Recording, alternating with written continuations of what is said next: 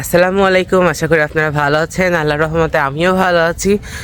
এত কুয়াশার মধ্যে শীতে একবারে জমে যাচ্ছে আর কি। স্কুল না থাকলে এতক্ষণ হয়তো ঘুমাতাম। প্রচুর কুয়াশা, দেখেন সামনে পেছনে গাচ্ছে না, পুরোপুরি একবারে কুয়াশাতে ভরে গেছে আর কি। একা একা বাগানের মধ্যে আমি কেউই নাই আর কি। একটা হরহর একটা মুভির মতো আর কি মোটামুটি। দেখেন হরহর মুভি মানে শর্ট যেগুলো হয় আর কি, চোখের সামনে আজকে দেখতে পাচ্ছি। মোটামুটি চারিদিকে অন্ধকার, একবারে বড় বড় গাছপালা, দেখেন বিশাল বড় বড় গাছপালা। তো এখানে মনে হচ্ছে যে হরহর মুভি শ্যুট করতে চলে আসছি। সকাল সকাল হেঁটেই যাচ্ছি সকালবেলা, আজকে কাউকেই পাই নাই, একা একাই যাচ্ছি। ভালোই লাগছে বেশ। কুয়াশা আমার কাছে খুব ভালো লাগে। আসলে সবথেকে পছন্দের জায়গা হচ্ছে আমার কাশ্মীর, যেহেতু কাশ্মীরে এখনও যাইতে পারি নাই, তাই সে ফিলটা আর কি মধ্যে নিচ্ছি আর কি। তো এই তো প্রায় স্কুলের দিকে চলে আসছি, কাউকে দেখতে পাচ্ছি না।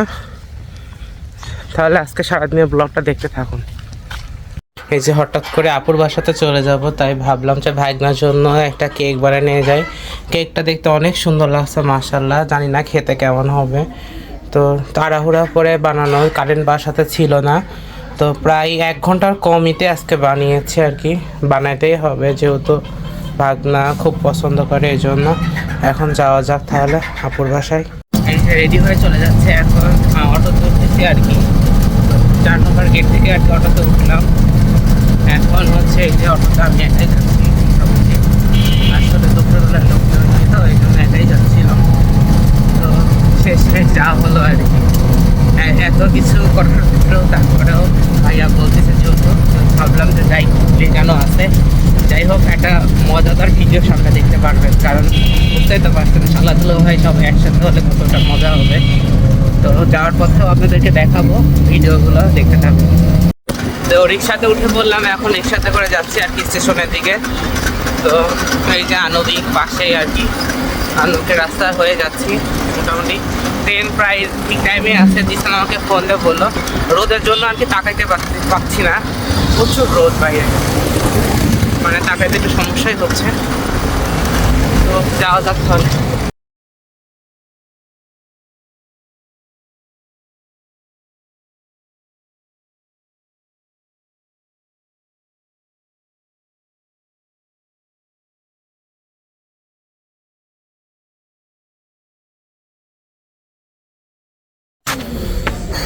এই যে ঘন্টা দিছে আর কি, এখন আমি চলে যাচ্ছি আর কি। এখন ট্রেনে উঠবো, তো সিঁড়ি উঠতে হবে, অনেকগুলো সিঁড়ি, মোটামুটি সামনে অনেকগুলো সিঁড়ি উঠতে হবে।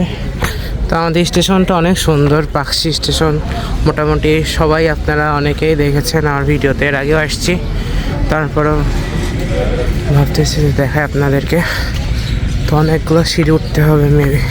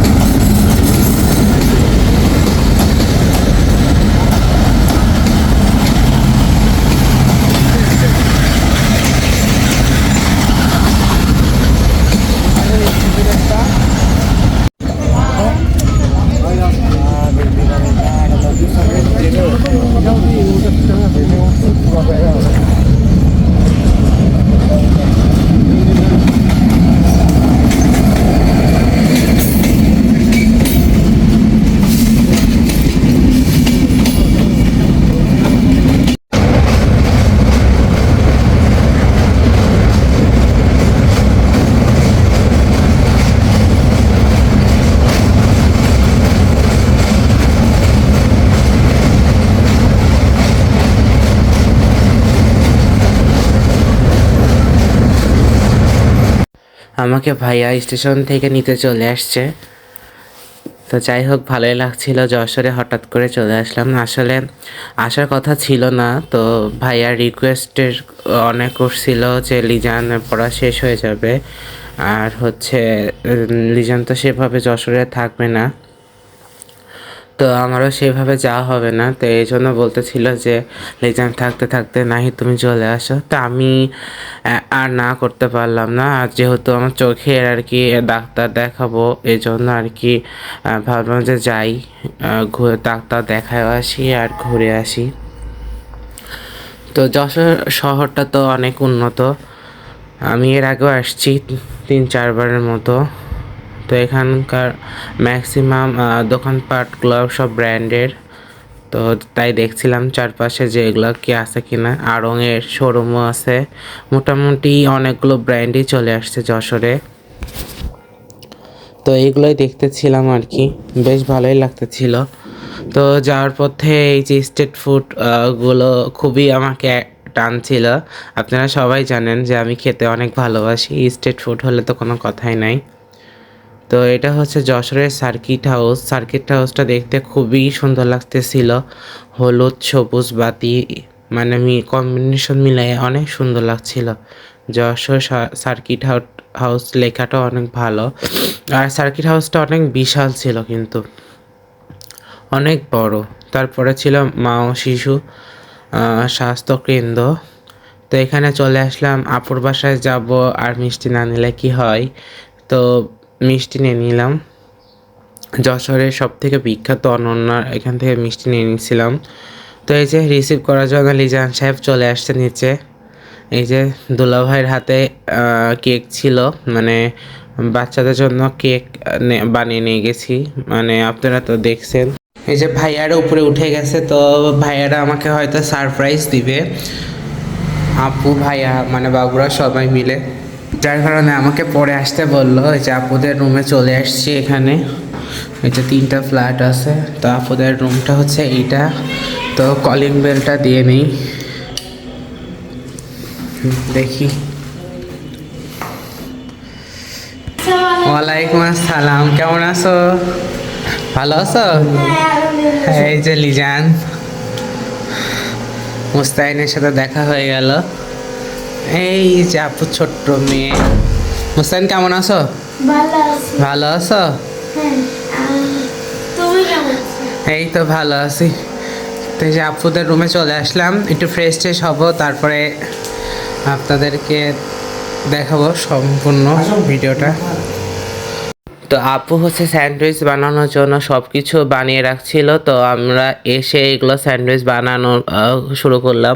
তো আপুকে বললাম যে দাও আমার কাছে দাও, আমি হচ্ছে মেক করে দিই। তো এখানে হচ্ছে মিওনিসটা আমি বানিয়ে নিয়েছিলাম, মিওনিস না হলে তো স্যান্ডউইচ খেতে ভালো লাগবে না। তো মিওনিস দিয়ে তারপরে বাসায় টমেটো সস ছিল, এগুলো দিয়ে বানাই দিচ্ছিলাম। আর লিজান সাহেব দেখেন সব কিছু বানাইতেছিল, তো অনেক টেস্ট হয়েছিল মাশাল্লাহ। সবাই খেয়ে অনেক প্রশংসা করছে, অনেক ভালো হয়েছে। তো আমি এর পরের বার যখন বানাবো আপনাদেরকে রেসিপিটা দেখাবো। তো সবার মুখে আলহামদুলিল্লাহ, খাওয়ার অনেক প্রশংসা পেয়েছি।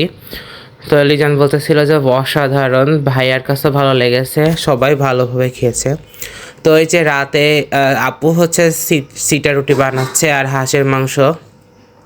আমাকে আগেই ফোন দিয়ে দুলাভাই বলেছিল, তো আমি বলেছিলাম যে হ্যাঁ হাঁসের মাংস হলে তো জম্পেশ খাওয়া যায়। তো হাঁসের মাংস আর হচ্ছে সিরা রুটি আর রাতে মানে জমে উঠেছিল, ঠান্ডা ঠান্ডা, আর ঠান্ডা দিনে তো হাঁসের মাংস তো অনেক ভালো লাগে। তো এখানে দেখেন লিজান আর দুলাভাই জম্পেশ খেয়ে যাচ্ছে, আর আমি ভিডিও করে যাচ্ছি আপনাদেরকে দেখানোর জন্য। তো হাঁসের মাংস রান্নাটা খুবই সুন্দর হয়েছে, আর খুবই মানে সফট হয়েছে, মানে জুসি জুসি ছিল ভেতরে, অসাধারণ লেগেছে। এই যে মামা চলে আসছে এখন, মানে ঘুমানোর প্রস্তুতি নিচ্ছে আমরা। লিজান শুয়ে পড়েছে। এই যে আমার আর এক মামা খাচ্ছে। মামা হচ্ছে কয়েল দিতে চলে আসছে, তাই না? আচ্ছা, আল্লাহ হাফেজ, কালকে দেখা হবে। হ্যাঁ মুস্তাইন, সকালে ঘুম থেকে উঠেই কিন্তু চলে আসবা, হ্যাঁ? তারপরে একসাথে কি করব, আমরা চা খাবো, দেন বাইরে ইয়া দেখবো, ঠিক আছে? আল্লাহ হাফেজ দিয়ে দাও সবাইকে। আল্লাহ হাফেজ। আচ্ছা, আল্লাহ হাফেজ।